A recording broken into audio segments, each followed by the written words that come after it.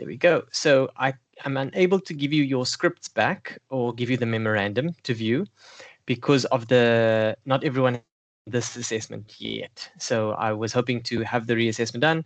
I published the memo on the same night or tonight, but that's for various reasons, as I mentioned earlier, not possible. So what we will do is, as soon as we have the go-ahead to write the SIG test, which is release the memo. Hopefully by that time I'm done with marking. I'm about halfway, so I'm not done.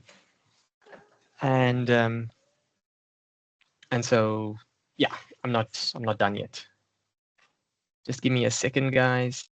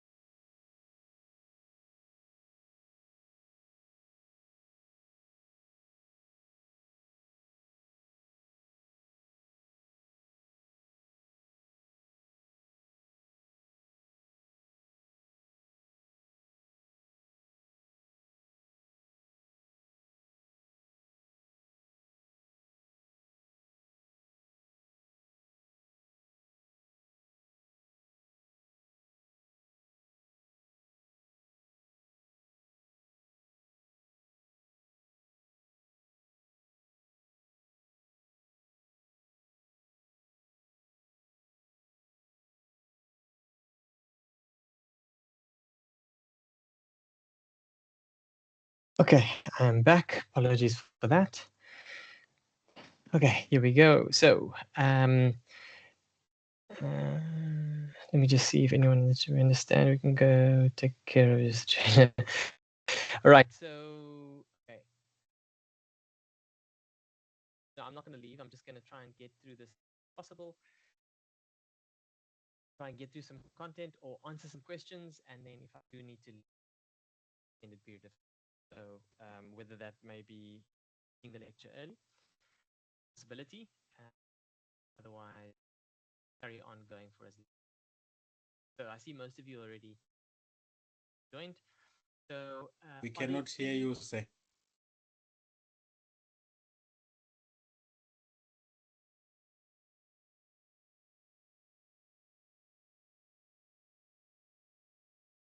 Testing.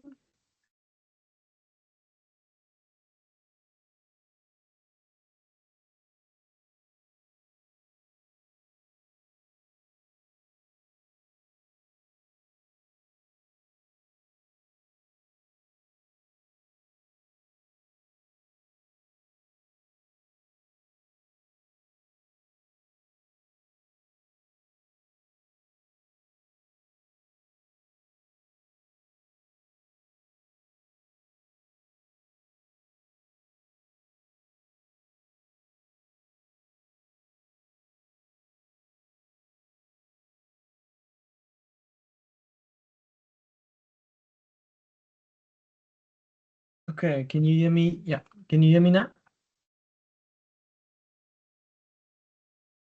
Yes. Okay. Right, it's from my laptop speaker and microphone, so it might be a bit lower quality. So,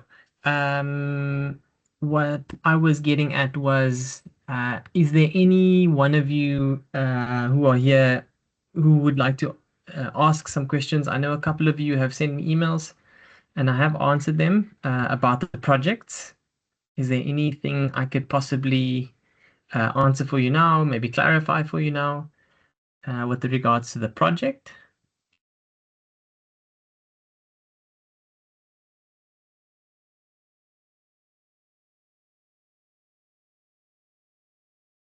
Evan. Yeah, Yes, go evening, ahead. sir.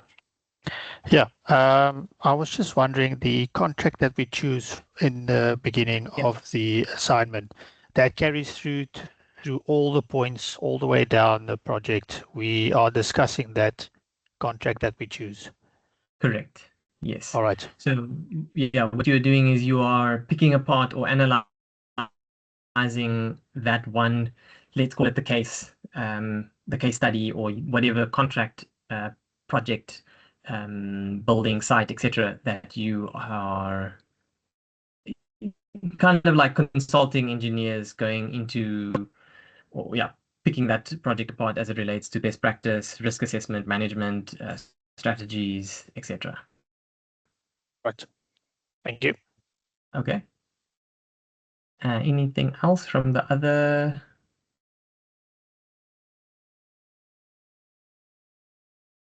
Or team members? I know, no, I mean, now most of you are in it. So is the due date sufficient? I know you have other projects possibly that are going on. Is it enough time? I know some of you have also not really started because of getting struggles of getting team members active or going. So I want to tell you now, don't wait for people to get on board. Like the bus must move or the train must move and they must catch up. So if they're not participating or not caught up or not contributing, that's when you are triggered to tell me or them and say, okay, we've had 2 meetings already. They've missed, let's say, work assignments or like they've missed allocations, or we've given them the allocation and nothing has come back. So message me now, email me now. I just put them in a category of not participating. And so they get shifted out the group. And then it's up to them to speak to me and sort that out.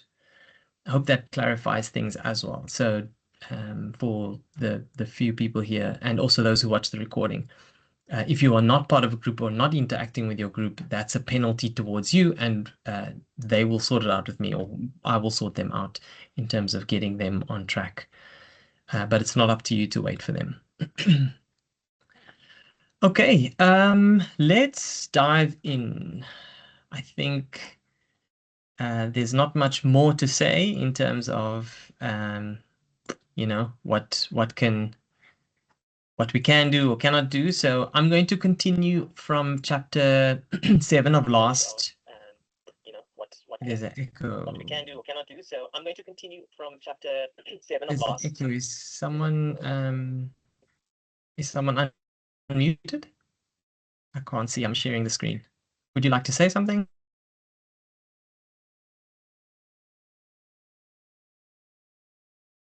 Okay, I'm going to assume no because I can't see you now.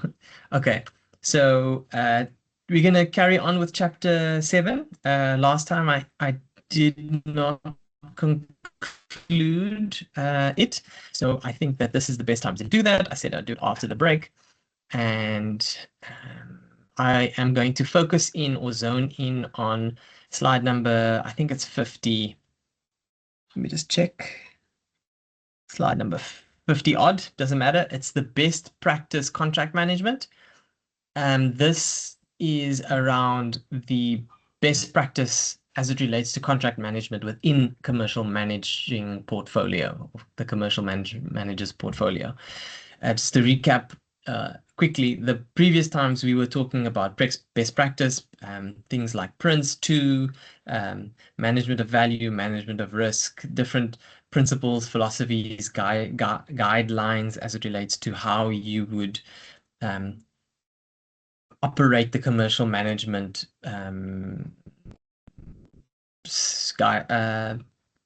best practice, if I want to call that. So obviously achieving excellence in construction is one of the guides. And then now I'm going to zone in on best practice contract management. A lot of this is also as it relates to your project. So you would have touched on it already, possibly. And they talk about what is effective contract management. And, when I speak of this, you can think about also the commercial management framework. So in the test, there was the commercial management framework where it was the intent phase, the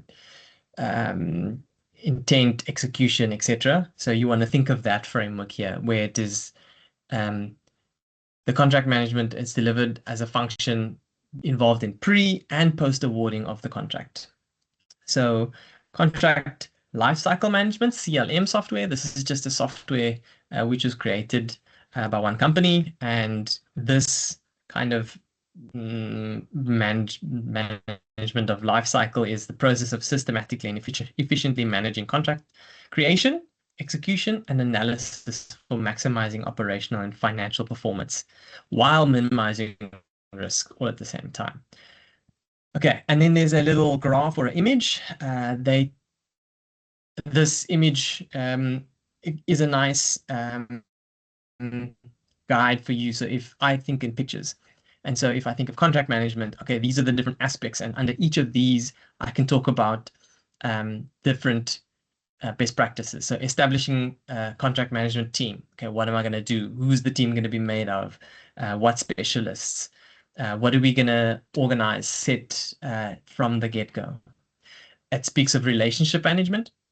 So what are the set of managerial type things or relationship principles which we need to speak about internally within the team, as well as externally to our suppliers and our suppliers.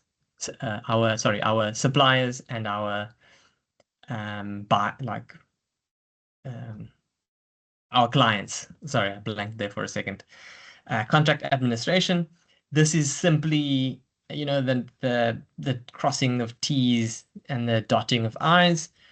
Filing. Like where and how to file things. Having your house in order as it relates to administration. So sign documents of everything, document control of everything.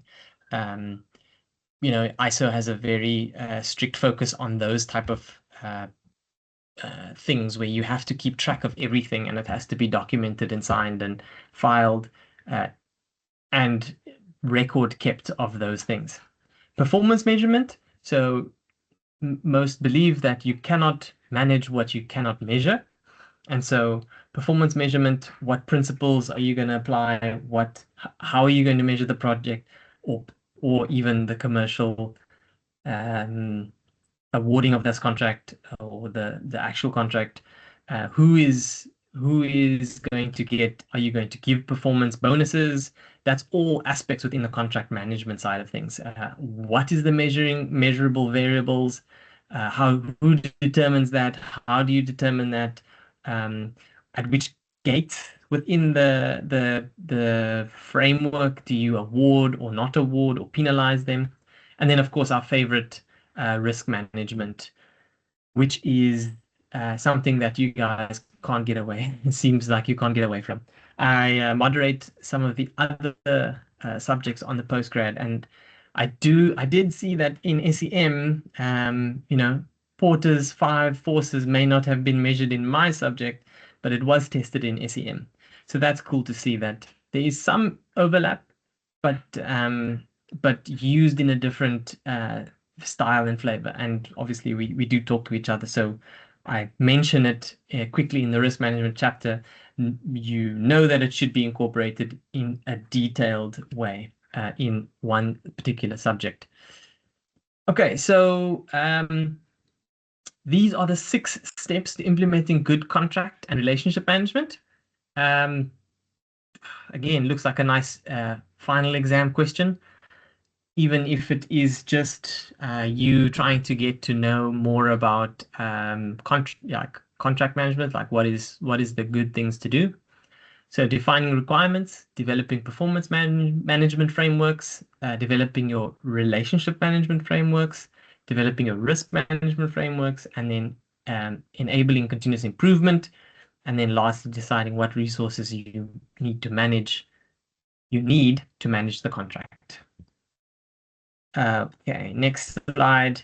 The good practice contract management framework puts it in a few kind of big areas, or I like to call them focus areas, and then within there's 11.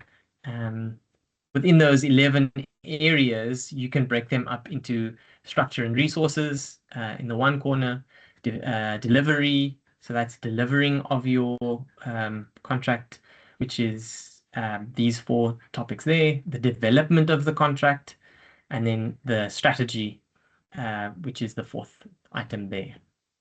And this is adapted from the OGC, which is the gateway, as we mentioned last week. Okay, so IACCM is the contract and commercial management. This is the operational guide, and it adopts a process approach or process-based approach and perspective. This is the, like, it's a massive guide. I think I have it and I've shared it in the resources or linked to it. And it really is something that is quite comprehensive, and I can't really go through it in detail, but I will just touch on it and say that it's like an ISO. It can be a subject on its own.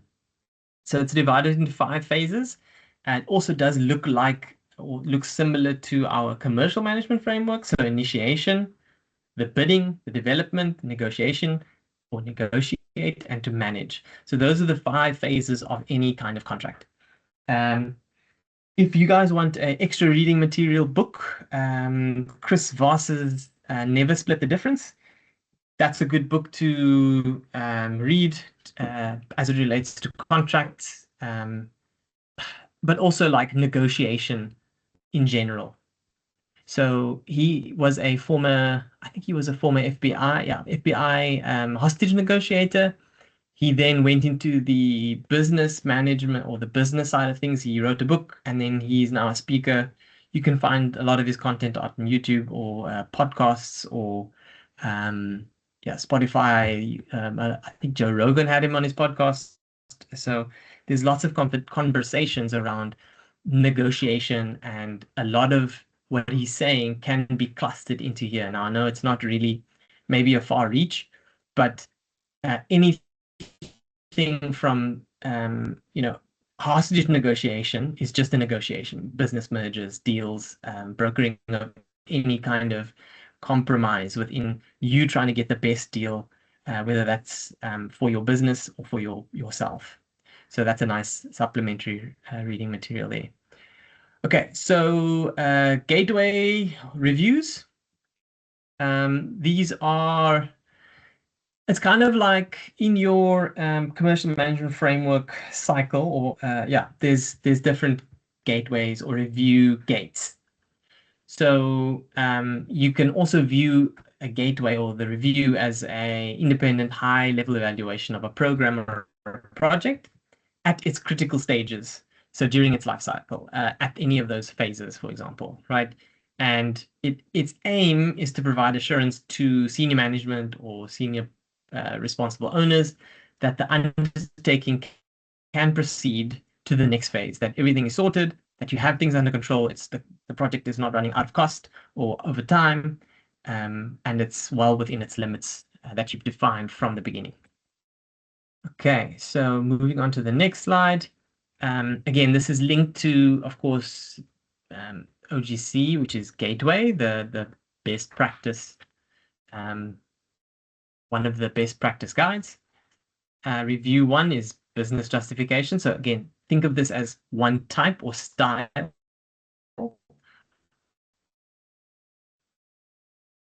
of review or process review. Number 2 is delivery strategy. Process review number 3 is the investment decision. Review 4 is the readiness of service. review 5 is the operations review and benefits realization. So these two specifically focus on the implementation and verification of operational benefits, whereas these 5 reviews over here, the 3 before the contract award, these are what you are looking at, and then kind of post, when you are in implementation phase, that's when you are looking at these last 2. All right, and then as you say, there's some additional ones like strategic assessment. This is again in Gateway, so I'm not going to go too much into detail. It's just those last few points that I wanted to mention as it relates to the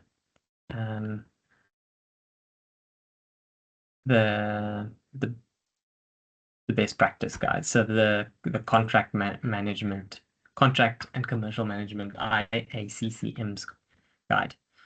Okay, and that brings us to so additional sections, of course, you can see there, it's things like managing successful programs, which is MSP, MOR, management of risk, value management, etc. And then we're not going to do this group activity because a lot of it is in your project already, so we're not going to duplicate that. Okay, I'm going to stop sharing now, and then okay, are there any questions around best? Let me check the chat quickly. This is chapter 7.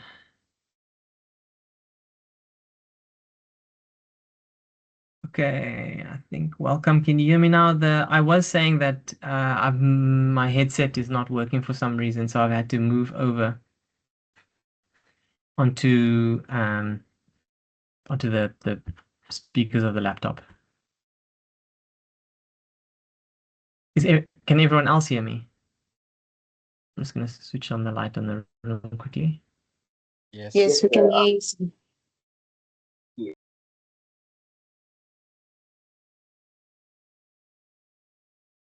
Okay, brilliant. That doesn't make it much better, but the light is on. Okay, so next up. So next up on the agenda is actually our the next chapter, which is, give me a second quickly.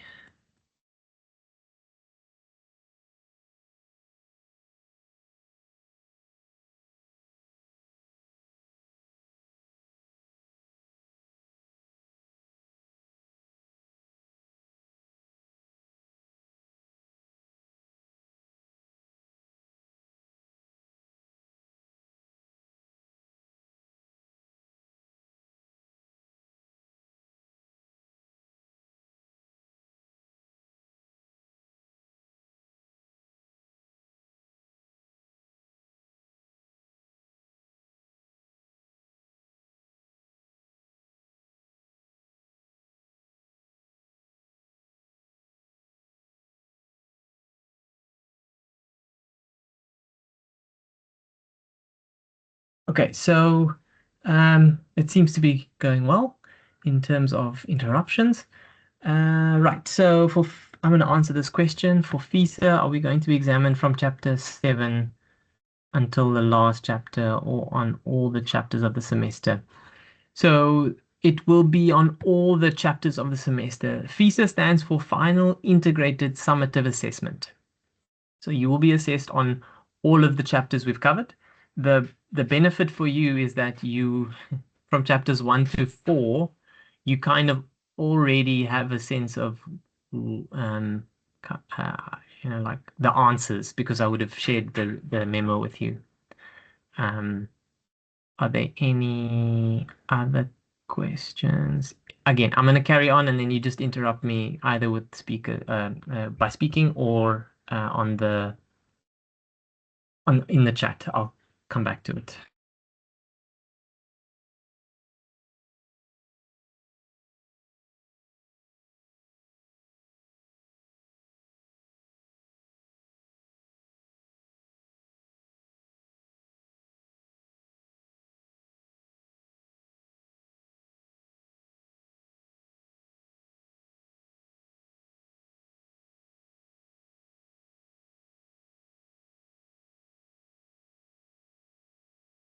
Right, so I am sharing the chapter number 5 slideshow.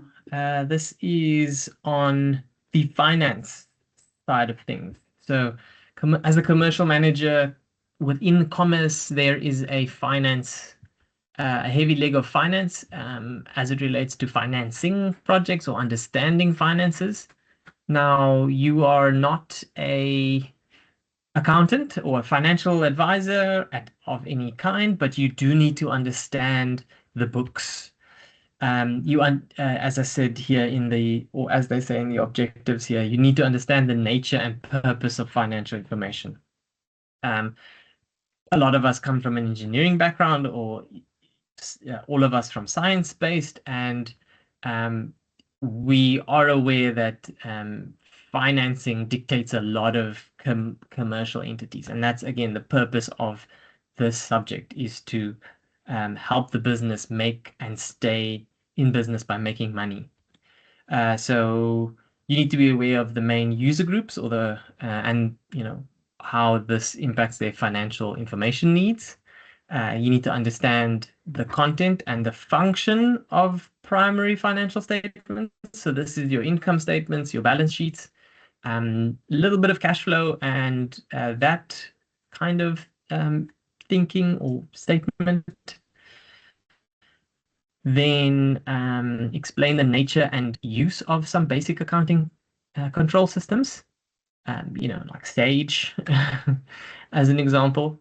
And these two items here are just the reference. So this is the reference of the slide, or the slides of all of the slides. So I'm of course using all of the the information from this textbook. So let me make this a full screen PowerPoint presentation, and then can you guys see clearer?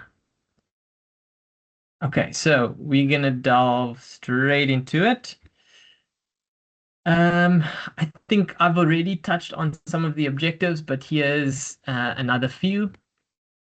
So you need to be able to look at a financial statement or some financial information about a business or about a project, and be able to make some short-term decisions. And then secondly to that, you need to be aware of it for the long-term investment appraisal thereof. So being able to look at a contract, or look at a project, or look at an investment, then be able to make a short-term decision like, okay, is this something we can invest in or should invest in? But also like thinking long-term, is this good for the investment portfolio of the business? Is this good for the long-term sustainability of the business? And understand how. Say again. Can you please record? I don't see you recording. I think I am. Let me just double check.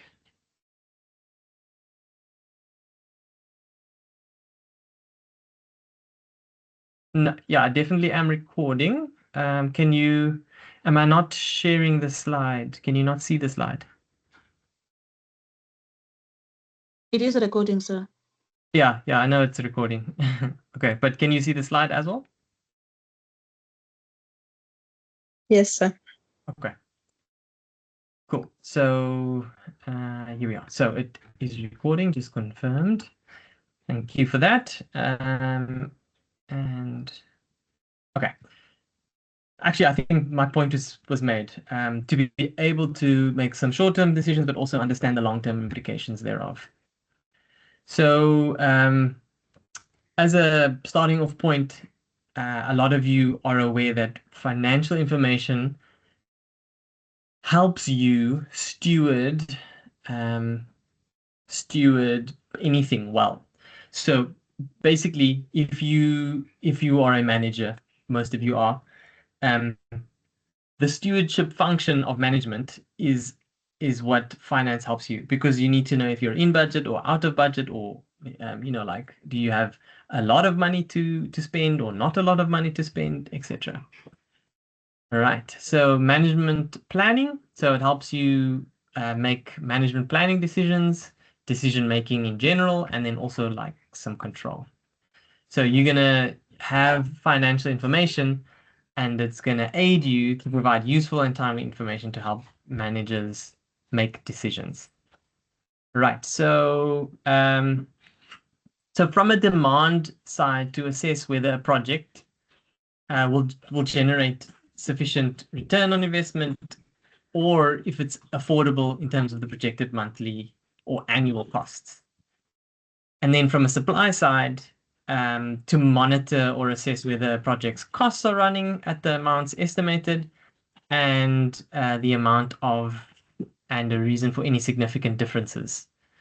And then also in terms of like from a supply side, the level of return that the project is making on investment. So if a project is not making its return on the investment, then you know it's kind of like going in the wrong direction. Okay, so the nature and the purpose, or nature and purpose of financial information.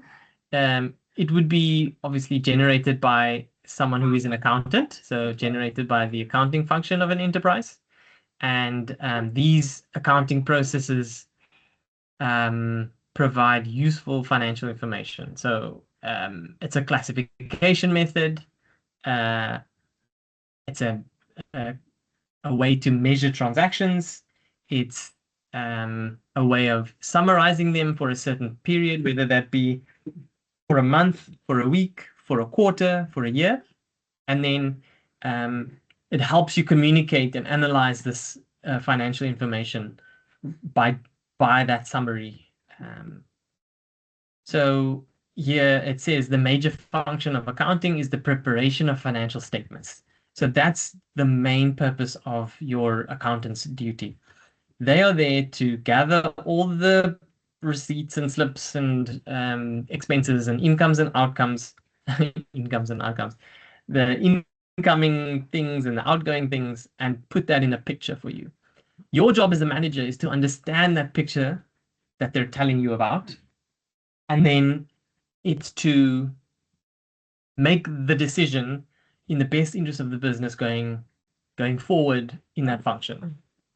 Okay, so there are three major components.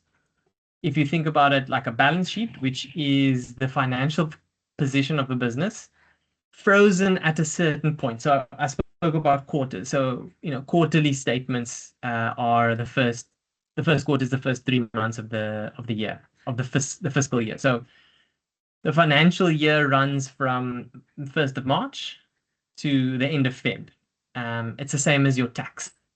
So so the first quarter would be March, April, May. Then the second quarter would be June, July, August, etc. So a balance sheet or balance statement would freeze, let's say, for example, the first 6 months. It would freeze the business at a point, having all its assets, liabilities, and incomes. And then it will give you a picture of where the business is at. The income statement is a historical summary of the performance over the past year. So that's looking backwards. The income statement is always historical information. So it basically just tells you where did you spend your money, and was that a good, like, as in like, was it in a good thing or a bad thing? Like, was it incoming or outgoing? The cash flow statement is the third component, and that simply put is just how much money do you have in your business at like right now. A cash flow statement is another way of viewing it. Is if you open your bank app and you see how much money is in your bank account now, it probably looks great because you just got paid. Many of us get paid on the 25th, and so it's great. You got like a whole bunch of money in there, and it makes you think that you are possibly very rich. But you know that the expenses are coming. So you have some debit orders that go out. You have, like loans that you need to pay. You maybe have children's education fee to pay, so school fees. And then you want to maybe take your wife on a date or your husband on a date. So like some going out things.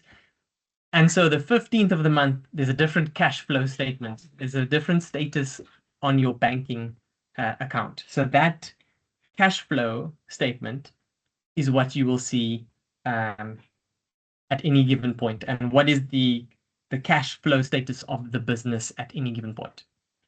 Okay, so yeah, that's kind of like, if I can give a summary of Finance 101, that would have been it. So who are the users of this accounting information? Investors, lenders, suppliers, other creditors, employees, customers, government organization and their agencies, the public, if you're a public publicly trading company, the management.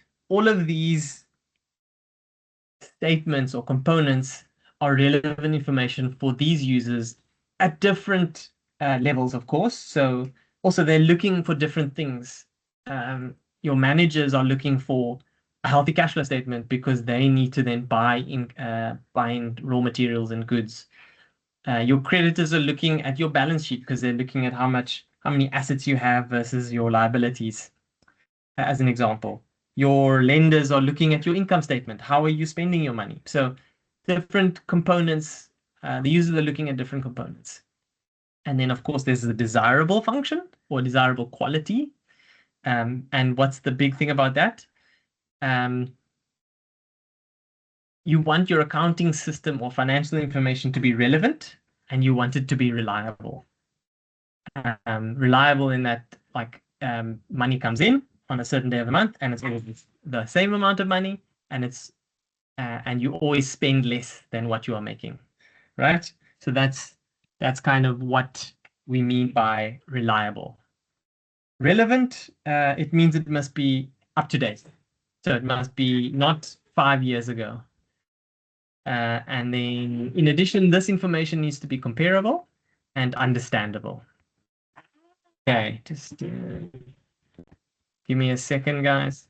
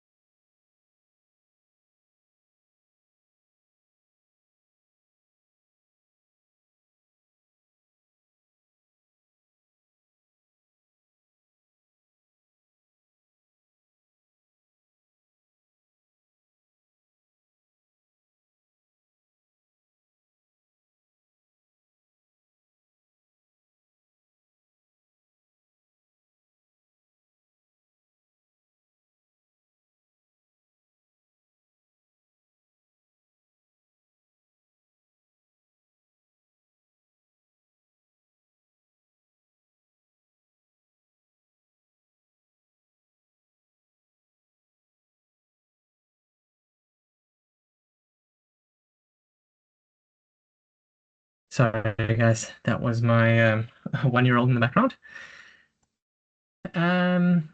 So financial information. Let me pop so you can see my face again.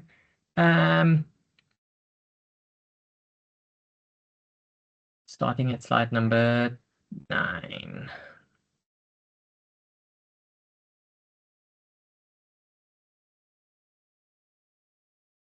Okay, so I concluded this by saying, in addition, the information needs to be comparable and understandable. Okay, so I'm not going to break into too much detail around this now. I think I've covered it well. So financial accounting is mainly for supplying information to your shareholders, whereas your management account is more what we look at as production managers and the middle management, if I want to call it, where we look at is it going to help us and facilitating planning, evaluation of kind of the day-to-day runnings. It's more about like information as it relates to control of the commercial entity or activity. So mainly we deal with management accounts, but if we go up the tier in terms of commercial management, we need to understand and be able to be au fait with financial accounting reports. Of course, it varies depending on the way in which the business has been formed. So small businesses have less regulation and it's less strict, if you want to call it that, whereas larger incorporated enterprises, like a publicly listed company, they they have to publish their financials every year and many other things. So they're held to a stricter regulatory body. Okay, so here is just an example, an extract from Vinci's annual report. So Vinci is one of the big companies. So there's the parent company, which is Vinci at the top. Then there's concessions, which is on the side, and then there's contracting, which is the mother company or the parent company holds the controlling shares in all of these different companies, but they are in different categories, sectors of the market. So if we zone in on this middle tier here, like the Vinci Construction, there's Vinci Construction Finance, there's Vinci Construction UK, then there's the Belgian branch, there's the Africa branch, and they all are different companies within the bigger parent company. And Vinci Engineers is France, in Energies International, Stegelec, and then Vinci Facilities. So yeah, that's just an example of how different it will be if, I mean, you may be in a company that is Thurgia Satum Africa, and your books will have to go, it's a private company, but your financials are dictated further up the mother company or the parent company. And so that's kind of what you're doing there. Sorry, I pressed escape on the wrong button. Let me go again.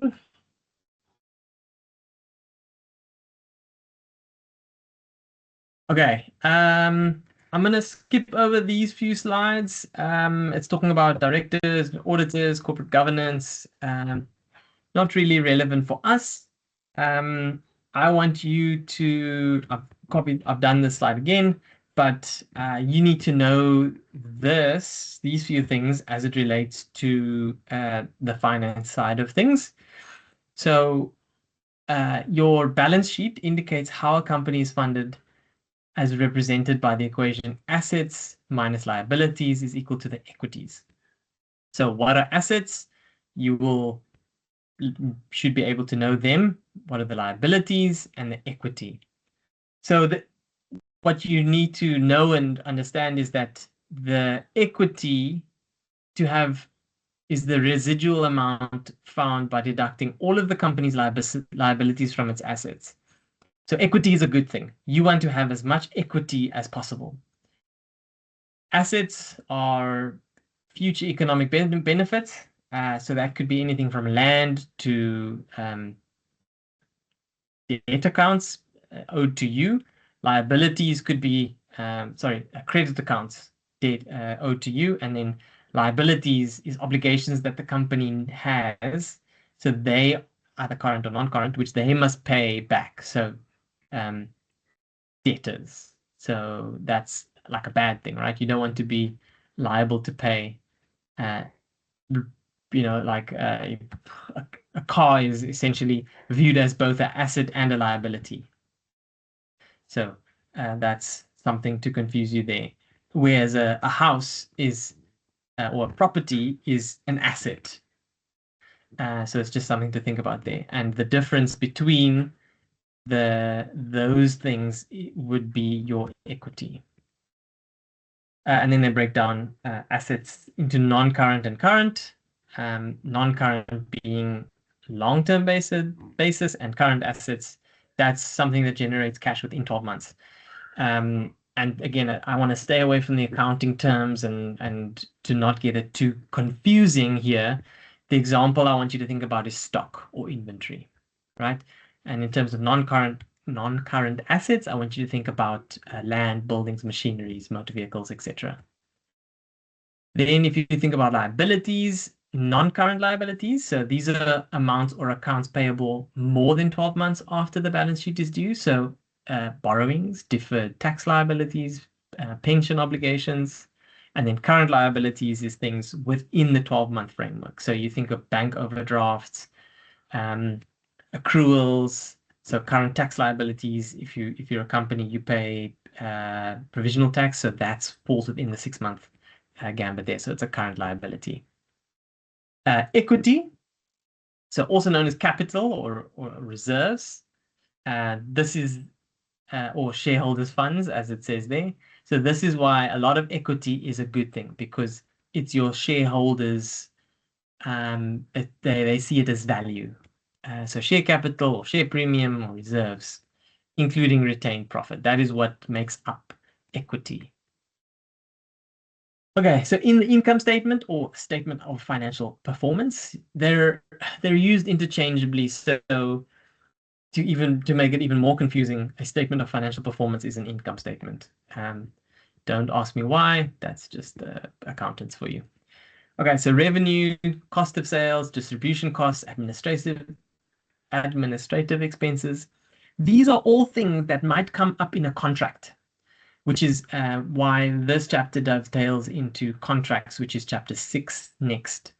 And these are also things that you need to pay close attention to and be cognizant of when it relates to best practice, because some of these expenses or clauses go within your checks and balances within your contract review or the management of your commercial project. Okay, the cash flow statement, here it is in detail, not just my quick fire words for you. It shows how cash is being managed during the period. So I used an example of our personal lives, but in terms of a business, net cash flow from operating activities. So this reconciles the operating profit figure with operating cash flow. And cash flows from investing activities. So if you think of receipts resulting from ownership of investments or loans to the company, the sale or purchase of businesses, intangible or tangible current assets, all of these things impact the cash flow statement. Cash flow is also impacted by financing activities, so payments to providers of finance and long-term financing cash flows. Okay, what's the difference between profit and cash? So the income statement is the income which is included when it is earned. So when a sale is made, not when the cash is received. Expenditure is matched with the income it helps to generate. So in accounting, with every expense, it must be linked to something that helps it generate a sale. So that's why it's called an expense. So it can be misleading, potentially, as it says there. And so it's just something you need to watch. The cash flow statement, which reports the actual cash inflows and outflows of the company. This is seen to provide additional relevant and reliable information. It's less open to manipulation than the income statement. So with any accounting system or format, you've heard of people being, cooking the books, so to say. And so financial statements can be manipulated to the benefit of the company. And whereas a cash flow statement, it hides less, or you are able to hide less, because essentially they look at your bank account and they go, oh, what's this thing? Where does this money come from? What's that for? Why are you spending 50,000 Rand at this shop here? So they can pick it apart more easily, and you will have to report on it more critically. Okay, so now after having understood all of those basics, we look at financial analysis, which is kind of where you want to get to. And the analysis is the part where you pick up trends, right? So you want to think about how can you analyze this thing and see the trends. You want to be able to monitor debt covenants. You want to think about how you are calculating return on investment. So it's an analysis of, is this investment we are spending money on returning cash inflows? It's the financial analysis also, it helps you produce additional internal information. So comparing, actual figures to those budgeted or planned for. But always remember, financial accounting information can be incomplete or subject to creative accounting techniques, as I said, like cooking the books. All right, so I'm going to pause it there. I think I'm needing a break, that's for sure. We're right at just about 7 o'clock, so I'm going to not stop the recording. Yeah, I'll stop the recording now and give us about 10 minutes break.